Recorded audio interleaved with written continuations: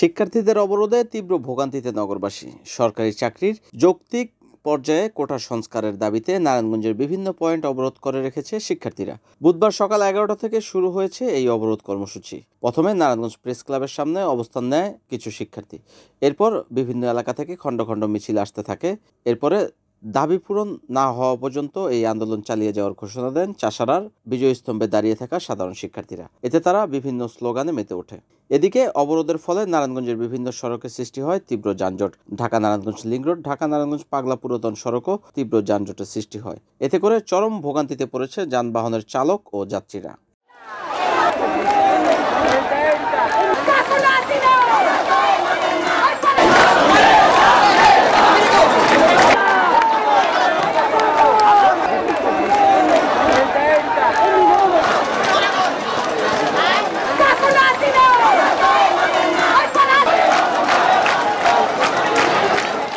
NAN TV, Narayanganj.